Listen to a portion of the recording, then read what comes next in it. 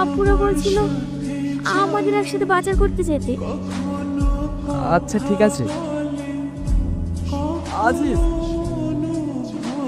ওই এমনি ঠান্ডা লাগা থেকে হয়, এর আগে হয়েছে বেশ কিছুবার। তুই আমাকে আগে কখনো বলিসনি তো। আমি ভেবেছি এমনি ভালো হয়ে যাবে। ও আরে ভাবিস নি, কাল একবার ডাক্তার দেখে নেবো। কতদিন থেকে এমন হচ্ছে? বেশ কিছু মাস থেকে এমন হচ্ছে ডাক্তারবাবু। রোহন, আসছে ডাক্তারবাবু। তোমাকে ভীষণ বউ, কিন্তু তোমাকে দেখতে এত সুন্দর লাগছে, রাগটাই যেন হারিয়ে গেল। আমাকে? আমি ডাক্তারবাবু কি বললো? না না, তেমন কিছু হয়নি। বাড়ি চ। আমার মাথায় আপনি বল, আমার কি হয়েছে? তোর ক্যান্সার হয়েছে, লাস্টে।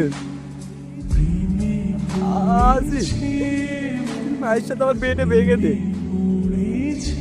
বিয়ে ভেঙে দেবো মানে? আমি যদি ওকে বিয়ে করি, সুখ না, আমার মৃত্যুটাও বাঁচো। আমি সেটা পারবো না ভাই। হ্যাঁ বা বলো।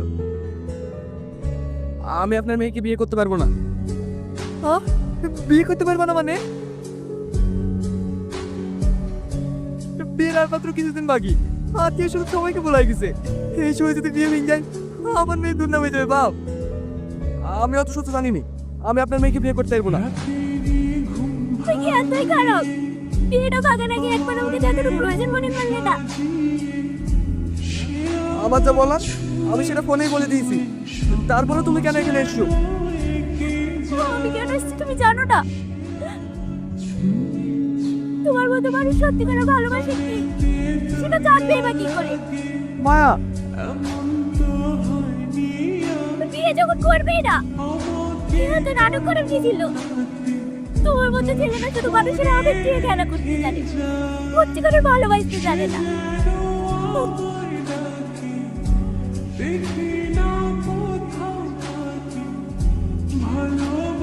আমাকে বলতে পারতে এতটা স্বার্থপর তুমি। একবার চোখ খুলো, চোখ খোলো না।